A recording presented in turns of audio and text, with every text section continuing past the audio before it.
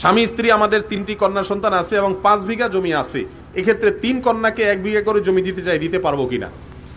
মিরাসের বিষয়টা অনেক জটিল। কোরআন হাদিসের বাইরে সন্তানদের মধ্যে সম্পদ বন্টন করা জায়েজ নাই, হারাম। অনেক নামাজি, কালামি, হজ এবং উমরা আদায়কারী চাচারা, মুরব্বীরা পর্যন্ত সন্তানদের বন্টনের ক্ষেত্রে কোরআনের নীতি অবলম্বন করেন না। তারা হারাম কাজ করছেন এবং আল্লাহর কাছে জবাবদিহি করবেন। প্রশ্ন যিনি জানতে চেয়েছেন, 5 বিঘা জমি আছে, সন্তান আছে 3 জন, কন্যা সন্তান। যদি কোনো ছেলে সন্তান না থাকে তো আল্লাহ রাব্বুল আলামিন বলেছেন, ফাইন কুন্না নিসা ফাওকা ইসনাতাইন ফালাহুন্না সুলুসা মা তারাক।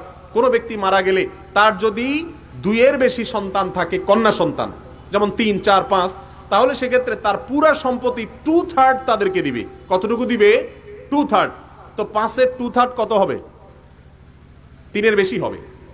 এটা তাদেরকে সমান হারে ভাগ করে দিবে, বাকিটা তার যারা আছে অন্যরা তাদের মধ্যে বন্টন করা হবে। আমি জানতে চাই, জামাতে নামাজ পড়ার সময় কোরআনের সূরাগুলো কি সিরিয়ালি পড়তে হবে নাকি সিরিয়াল ছাড়াও পড়া যাবে? সিরিয়ালি পড়া সুন্নাত, সিরিয়াল ছাড়াও পড়া যাবে, ইচ্ছাকৃত সিরিয়াল ব্রেক করা সুন্নাহ খেলাফ কাজ।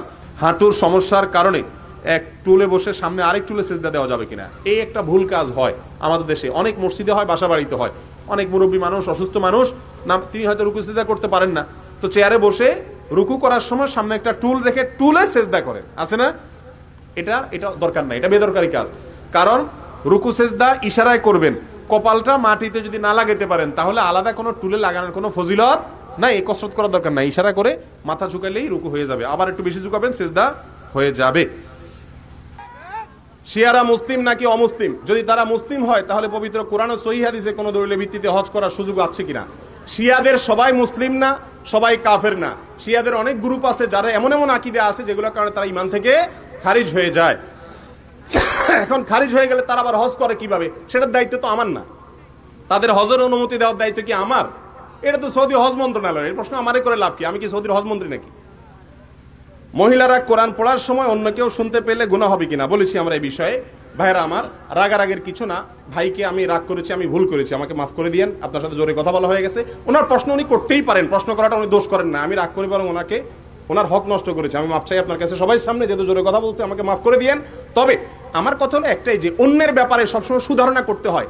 আল্লাহ তাআলা শিখাইছেন অন্যের ব্যাপারে ধারণা করবেন। ভালো কিরকম আমি বলি, একজন ফজরের সময় মসজিদের পানিতে ওই কি বলে অজুখানে এসে অজু করতেছে, লোকটা যদি চুরি করেও আসে, আপনি চেষ্টা করবেন এটা চিন্তা করার, মনে হয় তাহাজ্জুদের জন্য আসছে।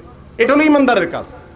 ছবিতে যখন আপনি দেখবেন হয়তো মনে করবেন কেউ হয়তো বানাইছে, আর না হলে ওনার চুলটা কোকড়া, আর নাহলে ছবি ভালো উঠে নাই, এরকম কিছু একটা মনে করে ভালো ধারণা করা ইমানদারের প্রতি। এটা হলো আমাদের কাজ, এর কারণে আমরা সওয়াব পাবো। খারাপ ধারণা করলে, নেগেটিভ করলে সওয়াব আমরা পাবো না। বাকি উনি যদি খারাপ কাজ করেন, কাবার ইমাম কেন, মক্কা মদিনা দোনোটার ইমাম যদি খারাপ কাজ করে, সেটা অবশ্যই খারাপ, এটা বলতে কোনো অসুবিধা নাই। আল্লাহ আমাদের বুঝার তৌফিক দান করুন। জাযাকুমুল্লাহ খাইর ওয়া আখিরু দাওয়ানা আনিল হামদুলিল্লাহি রাব্বিল আলামিন।